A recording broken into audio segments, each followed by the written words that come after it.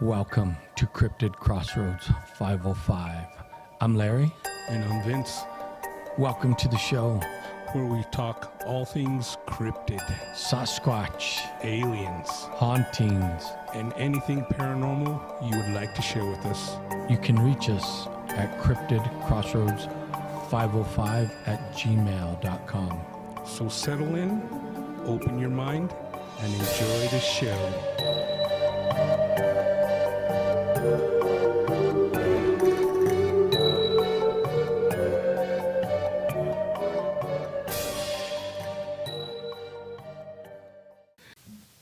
Hey, welcome back to Cryptid Crossroads 505. We're back in the studio doing it once again for y'all. Give me a shout out, Vince. Hey everybody, welcome back to the CCR 505 studios. That's right. We're thankfully we're here in Albuquerque and we're getting some rain finally. Getting a little bit of that moisture on the ground. You remember in the last episode I said I like turning on my faucet and water coming out? The water gods heard me. Yep. Because you threw the cornmeal in the right direction. I threw it to the right direction. Oh, all right. Well, as usual, tonight we're going to discuss the big fella, Sasquatch, once again.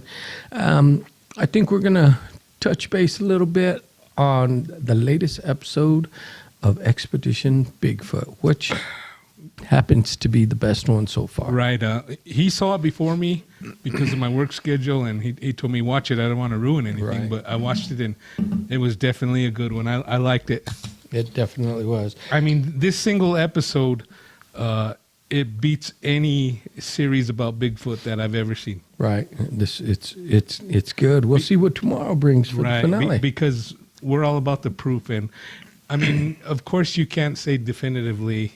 We weren't there, we weren't filming, but it looks pretty good. It does. And as usual, we're going to get started with the shout out to you. And here you go. Once again, Sasquatch Fermo. Now, Oh, hopefully this attracts him into the city with the rain. hopefully.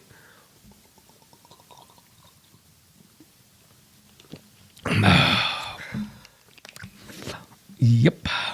Pretty good. Good stuff. All right, so let's get rolling. So this last episode of Expedition Bigfoot, for those of you that haven't seen it and those of you that have, there was a real compelling piece of evidence at the end. Right. What's his name? The survivalist? Ronnie Accord. Ronnie Accord. No. That's It's Ronnie LeBlanc. Ronnie LeBlanc, yeah. And so he's a survivalist, and he breaks off from the team, and he does his own little recons with the cameraman at his side, and at times you hear him talking to the cameraman.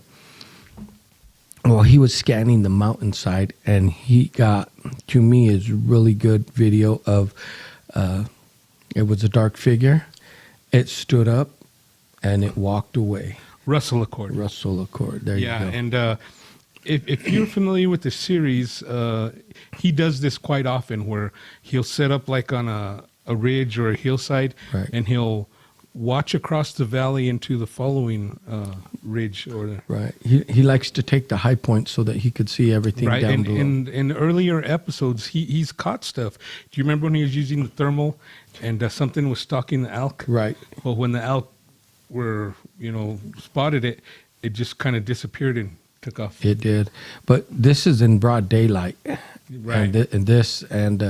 And you clearly see it stand up, and you clearly see it walk away bipedal. And I don't think that was a bear, so I don't care what the Forest Right, Service and it is. was good just hearing his dialogue. He's like, there's a black spot over here I'm interested in. And so he left the camera on, and he's like, did you see that? It just stood up. And then right when he said that, it turned and walked away. Yep, that was good. Now, of course, we're going to get our naysayers out there that are going to say that this was staged. It's all for TV. They had a man in a costume, and they were talking via walkie-talkies, and you know how the naysayers are going Right. to do it. But I don't think so. This was a really good piece of evidence. And to me, it's one of the best pieces of evidence they've come to the table with Right. as of today. Now their TV show or whatever, it is a TV show, but they're in real life. This is what they do, and Right. I don't think they would agree to a hoax because there's so many people who could analyze videos and debunk it Right. and rip them apart if it was a hoax. Well, and that would kill their whole credibility, not only the show, Exactly. but in their professional life. That's right. Yeah. So, most people that are going to do a hoax are just someone looking for that 15 minutes of fame and fortune. Right. Well, these people have already had their 15 minutes. So what they're doing is actually going out there trying to bring definitive proof that this creature exists. Right. Even though Maria was, well, she's like Renee on the other one, somewhat of a skeptic. Right. But we've talked about this before. She always shoots down some good evidence, and She does. But I guess you got to have that balance. You do. There's always that skeptic. And even in real life, I mean, you're going to have the skeptic. So Right. it does balance out the opinion and the thought process. Right, because she's like, you got to have that balance because she's like total opposite of, what's the guy in Canada who did the Discovering Bigfoot? Because people, Discovery, or Todd Standing. Todd Standing, the Survivor Man, Les Stroud went out with him. Yep. And that was one of his things, because everything you would hear, like a tree knock, a whistle, oh, that's a Sasquatch, that's a Sasquatch. And Maria's just the opposite. No, and everything. Right. But there's that balance. So for those of you that have not seen this series, I highly encourage to find it on their streaming service or watch reruns on Discovery Plus if you have cable or on Travel satellite Channel. TV. Yes. Yeah. Now, you could get it on Travel Channel. It's just Right. the advantage of the Discovery Plus is you get it earlier. That's right. And you could watch it over and over Right. to where if you're watching it on live TV, you got to watch that day that it broadcasts. So What I do is I have my DVR. I record the whole series. right. Yeah, and you could also rewind and watch it again in Right. real time. Right. But And check it out. And that's when you might want to rewind. I rewound it. I'm like, I think what everybody was did. that? Yeah. I'm like, wow. I think everyone that had the capability stopped, did it again, and said, "Oh man, that is so good." Now, we've talked about in the past where maybe there's some stuff they can put out there and some stuff they can't. Right. Whether it be the producers, the government, whatever. But it was pretty impressive that they put this much out. It was, and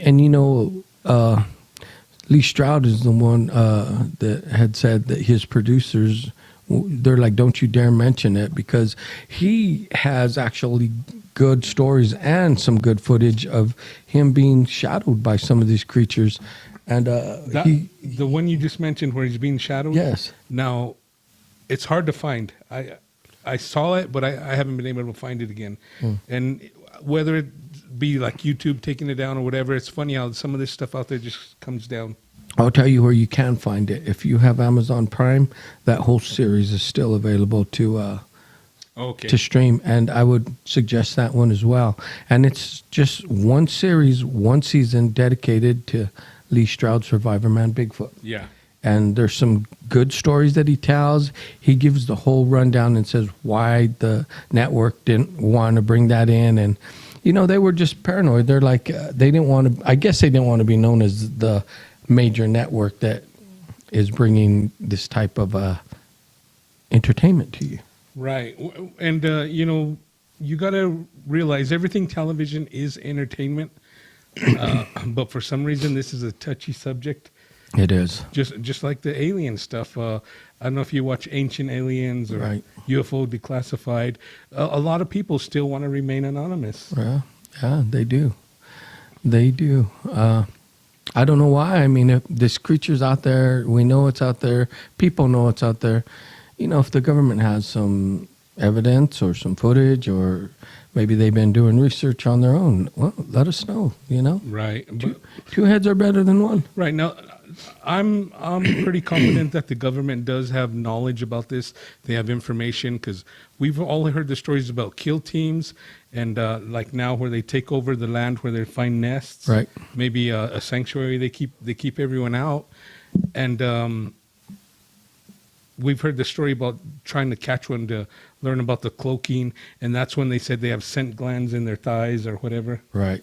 Now, I believe that the government does have knowledge, but I also believe, well, I shouldn't say I believe, I know that the government will lie or not put all the facts out to the people.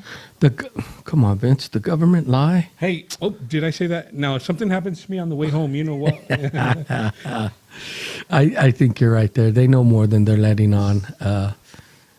And this topic it's been an interesting topic ever since, I'm going to say, the 50s, when it really blew up and put in the papers. Right. Now, it's always been there with the First Nations, Right. Native Americans. It's always been there, but to them, it's no big deal because they've been there together since their recorded history. Right. Now, when the white man came and they started getting deeper into the forest, that's when it really blew up, because you say the 50s because that's when we had newsprint and stuff. Right. Now, if you look back to the explorers, some of them came across these creatures. Some of was it Teddy Roosevelt? He penned a little piece in his memoirs. Right, about it. And but things were different back then. The press moved slow. Yes. And now the way things, especially now with the internet. Today, if you have a cell phone, a camera, and an internet connection, information moves at the speed of light today. Right. And I've had people ask me, we have a lot of sightings now. And I don't think we have more sightings. I think it's just with the internet and the way things work, technology, it's easier for people to put their story across. It is. Where like back in, say, the early 1900s, if we go camping, we run into something, who do we tell? Nobody. Well, no, we would have went to the little town that's populated with maybe 200 people, and that little newspaper would have printed a story, and that's about as far as it went right there. That the papers didn't communicate unless it was a major story that was going to affect the whole country. Then they would bring it and send it on the wire, but a story like this was never put on the wire for other newspapers to publish. It was, and a big reason for that is like there's always going to be skeptics, especially reporters. Right. But that's their job. Of You got to course. find the proof in the facts. Right, of course.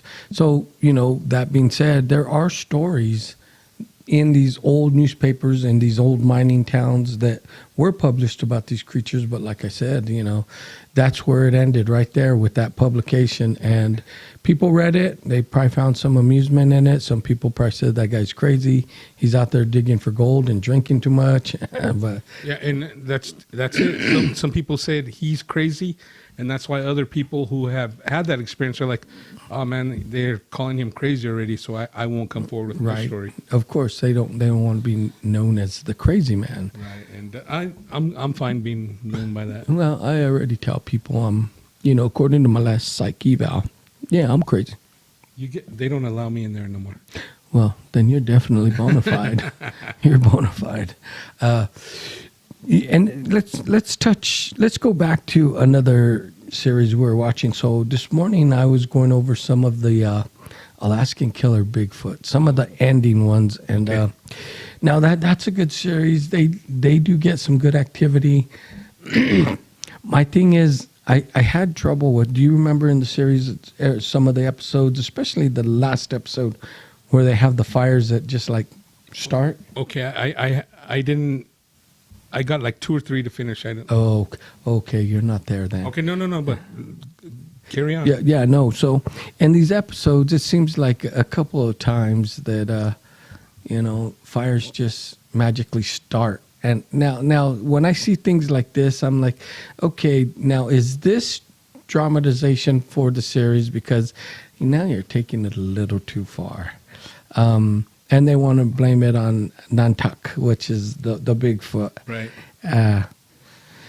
The very last season, they bring in a paranormal team and they walk around, and I guess the medium, the psychic, she's in communication, and she's telling them, you're not wanted here. This is his. Everything here belongs to him. You need to leave. He don't want you here. And she gets exhausted, and when they tell her close the door, she kind of like falls into the weeds, and she's like exhausted. And I'm like, and that could be so. I don't know. I've never done anything like that. Maybe it is that draining, but Right, and we don't have that ability. That's right. We're not. We can't. but say she's a liar. she went into it blind.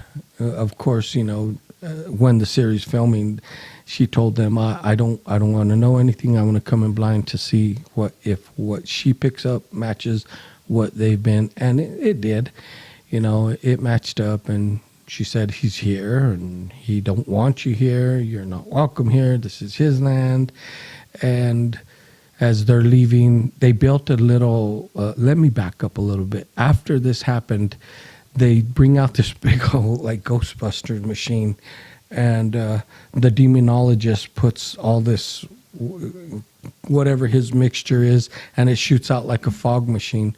So he went around the island saying prayers and doing exorcisms on all these relics that were left, I guess, from the original inhabitants of Port Luck, Alaska. And it was just, to me, just a little too far-fetched. Right, and it goes back to, we're watching that documentary, to the one who said they throw chokeweed on the fire and they sing songs. I'm like, okay, I can't say that they're totally Looney Tunes, because I haven't experienced that. Right.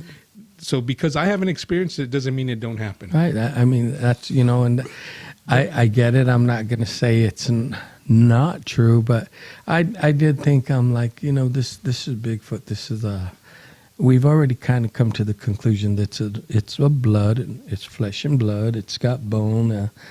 There are some special abilities it may have, but this isn't right. Something demonic. I don't think. I don't think it's demonic, because if it was, it could have a lot of victims very easily. Right. Now, as far as being flesh and blood, and we got all these theories floating out there about a interdimensional creature. Right. And one of the things was they live in trees, or the trees are a portal. Like on the Alaskan Killer Bigfoot, they found that big tree with the scratching. Right. And then they set up the blind where that guy was there alone, and he heard them underneath him, and they were dragging a chain, and he was all freaked out. Right. That was a good episode. Now that one was. Now, if that's true or not, I don't know, but we just don't know enough about these creatures. But I can't discredit these things because I wasn't there. Now, as far as something we should look into, because like you said, these fires were popping up, and like this other lady said, they start a fire in a cave and throw chokeweed on it with your marijuana, MJ, whatever you want to call it. I don't know anything about that stuff, so that's right. But we need to look into this closer, because we've had instances, or not instances, but stories we read about like a Bigfoot coming into camp, going through their cooler. We need to know, was there a fire going or not? Right. Because that could tell a lot about this. Because when I had my episode, my instance, we had a fire going, and I believe that's the only thing that helped keep them at bay. Right. Just like any wild animal, but I don't know. I've heard about them coming in and doing bluff charges, but did they have a fire going, or was it just like a lantern? Right. No, that's something that we should maybe dig a little deeper I don't think anyone's ever looked into that. No, if you ask, and I think that'd be something that, as if you belong to the BFRO or any of these organizations, when you're doing your interview of the witness, these are questions that you should ask. Were you hiking? Was it daylight? Was it night? Were you around a campfire? Things like that. Right. And then you could start putting the pieces back together. Was there any fire in the vicinity? Right. And the more data, with the more questions that are asked, then you can compile better data to give you a better analysis of really what goes on. Right. But the more we learn, that's where we realize the questions we got to start asking. Right. We're not professionals, but we pretend to be. Well, in this field, I don't think anyone's a professional. And that's why I kind of laugh. Why this guy, he's getting paid. He's a Bigfoot expert. Yeah, right. Really? How long has he lived amongst them? Right. I'm like, no, he's not a Bigfoot expert. He knows just as much as we do. No, but we've lived amongst them. How old's Amanda? For how many years? No, I'm just kidding. Oh, that's hilarious. Or am I? Or are you? No, one of the series on this Alaskan Killer Bigfoot, they had Ron Moorhead go out with them. Right. And toward the end, he left them a care package, and one of the things he left them was a laser that shoots a grid. And I thought, wow, that tool was so cool. And yeah, they did. They got a couple pops off it. One of the guys said, "Do you see it? Do you see it? It's over there, over there." And even if you look on the camera, you'll see the grid bend just a little bit. But you're like, okay, there something triggered that, because that's a straight laser, and then for it to bend, you're like, Right. something. That's pretty neat. interfered. But what I really liked from Expedition Bigfoot was the LiDAR. The LiDAR was awesome. I It mean, basically strips the trees. it does. LiDAR, that's an amazing tool. Okay, well let's touch on this for just a second. On the episode before, they did the LiDAR of the what's it called? Where they filmed Patty, Bluff Creek. Bluff Creek, the Patterson Gimlin film site. Right. Now they did it. They lined it up pretty good, and because there's always been dispute about the height of Patty. Now they determined, and now we once again they're going by old footage and stuff. So Right. there's nothing in granite, but they determined she was 6'3". Yeah, they. And a lot of people were putting on the fan page, "Oh, I'm so disappointed. I was hoping she'd be bigger." But they brought out an interesting point that the males are 25% bigger than the females. Right, and she was a female, and we don't even know, she may have been maybe not fully grown. I mean, Right. as big as she was, you would think, but we don't know. But my point is, 25% bigger than her would be like 7.5, 8 feet. Well, Right. and that goes pretty close to the to sightings. to the males. Yeah, here's my thing too. Like in any other race of humans or even apes or whatnot, you're going to get some that are larger than the others. It's not just because you're a shoot off from the DNA from a Bigfoot that if you're male, you're 8 feet. If you're female, you're 6 feet. That's not the case. It just happened that they found her, shot footage, used the markers that were around, and that's how they determined her height. Right. Doesn't mean all the females are that small. Right. No, not at all. Just look at the Right. human race. And if they have human DNA, I mean, we're like giants. But I've seen girls bigger than us.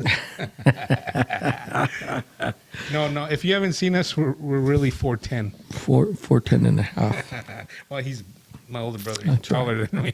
I wear 6-inch high heels when I go to work. But, I think that the way they did it, it was pretty scientific. They used all the modern tools, and I think they're pretty right on spot with their assessment of the height. I believe really so. do. But you know what I liked most about that video?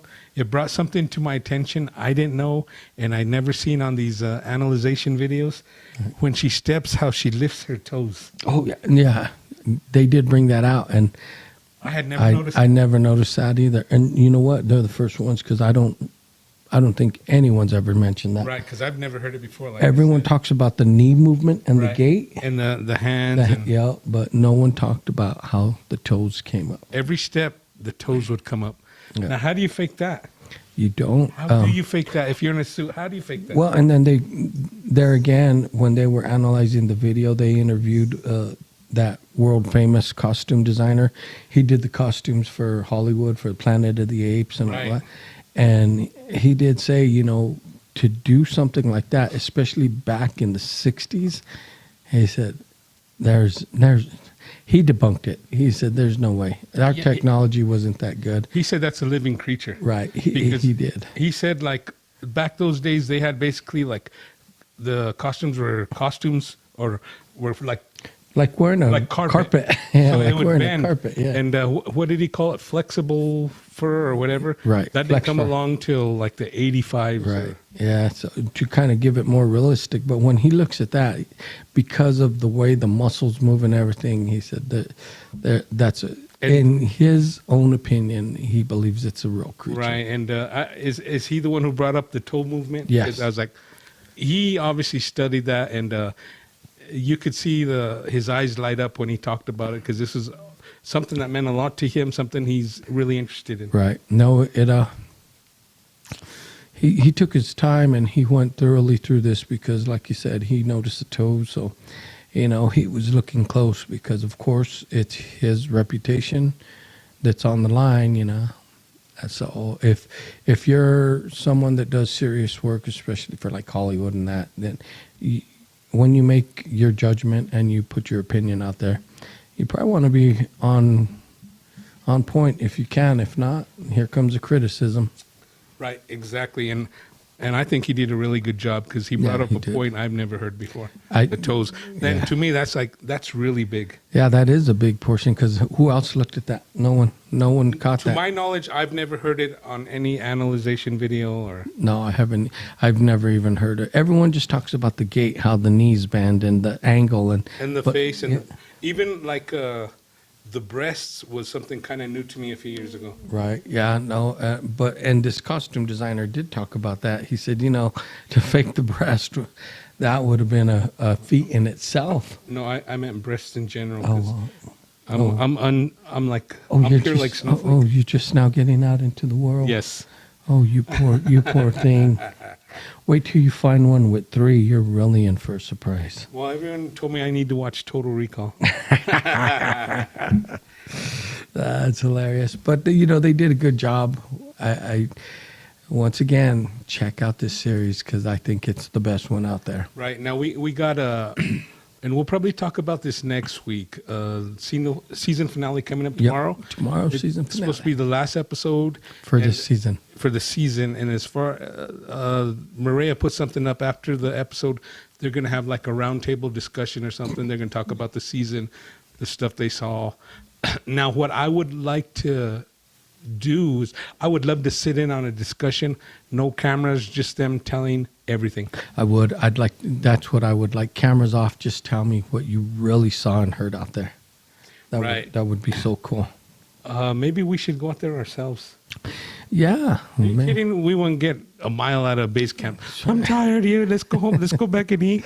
Be like, I'm out of water, but you brought a gallon. It's been 45 minutes. Come on. Yeah, no, they do cover a lot of ground, so Yeah. you know that Well, they're it's- getting their exercise in. They do, but how much do they really cover? It's a TV show, so I don't know how much they really cover. They could cover 2 miles in 2 days. Who knows? Well, I mean, look at the episode where they were on the bike. They started early and they rode those electric bikes all around that mountain. Right. You know what? The idea I did like on the last episode was when Maria was on horseback. Oh yeah, no, that was cool because, like, they were talking about the horses can sense other animals out there. And them horses freaked out, huh? Right, they did get a little startled. Not only that, the horses kind of mask the smell of the people. The people, right? Yeah. And you could roll. Well, what they said was you could roll up on wild animals because the horse is something natural the way it rolls in the Right. because it was wild at one time. Right. So they won't think too much about it because they're kind of like, oh, that's not a predator. No. A matter of fact, they said you can do that because the horse is considered a prey creature, Right. not a predator. Right. And so a horse doesn't, and of course, all these animals out there, they've heard horses before. It doesn't bring a threat to them. Right. Now, in our neck of the woods, I don't know if you've seen them, from here to at least Laguna or maybe even Grants, we have wild horses in the hills. Oh yeah. And so it's not far-fetched because we still have wild horses in our wilderness. Of course, there's a lot of wild horses out there. Now, you said the horses get startled. I like to say spooked because I like derogatory terms. Ooh, yeah. Well, you just said one right there. No, I'm just kidding. No, it is. It's a good alarm. Just like it was nighttime and they started getting a little antsy, so they got out of the tent to see what Right. was around because Right. those horses were letting them know, hey, let me off this tree. I want to get out of here. And they said horses are prey animals. I don't ever recall hearing a Sasquatch story where they preyed on a horse. I don't either. Now I've heard cattle and elk, deer, stuff like that. Maybe I was going to say it might have something to do with the size of a horse, but I don't think so because I've heard stories of them slugging it out with bulls. Right. Yeah, we've heard those stories. I don't know what it is about a horse. Maybe the horse just isn't appealing to them, or who knows. It seems like you hear the creatures they go after are like the turkey, the deer, Right. the elk. You know. Now I don't know as far as running. Like if they were to chase an elk or a horse, is a horse faster? I'm going to say an elk could be just as fast as a horse. Because a horse is maybe a little bigger, but horses are nothing but muscle. They are. And maybe that's it too. It's just tough meat. Well, yeah, It's all muscle. it might be too, but I've heard stories like from China where they eat them. It's supposed to be good meat. Well, My dog hasn't complained to this day.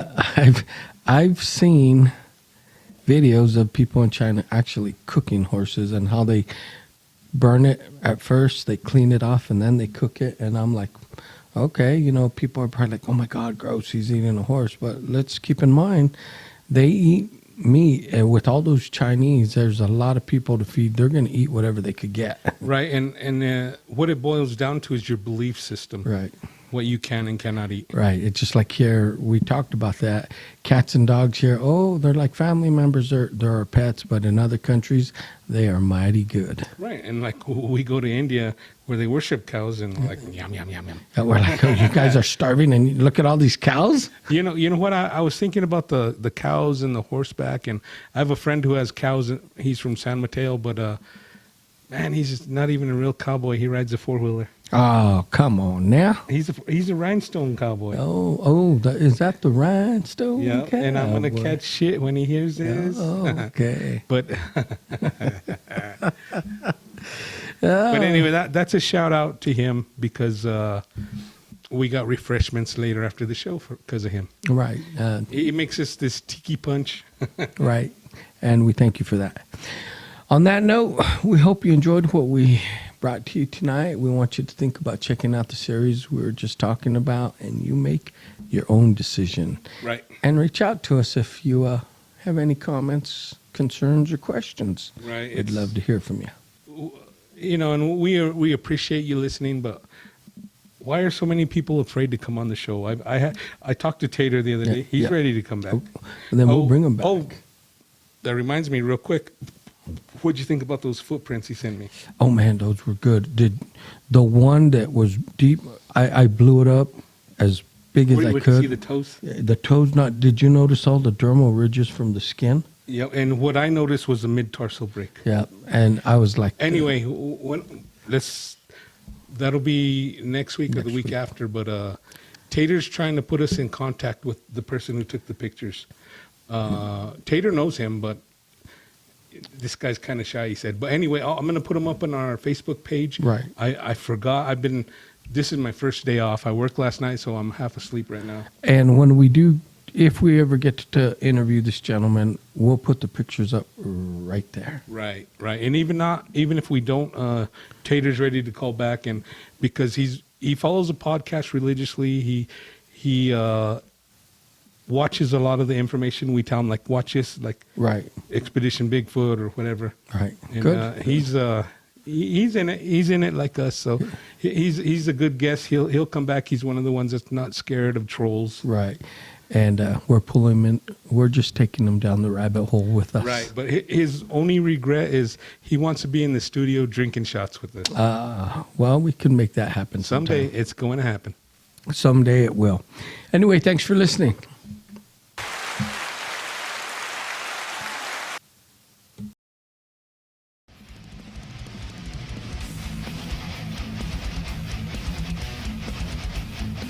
Hey, thanks for watching. We hope all you YouTubers enjoyed the show. That's right. And don't forget to reach out to us at cryptidcrossroads505@gmail.com. Peace. Peace.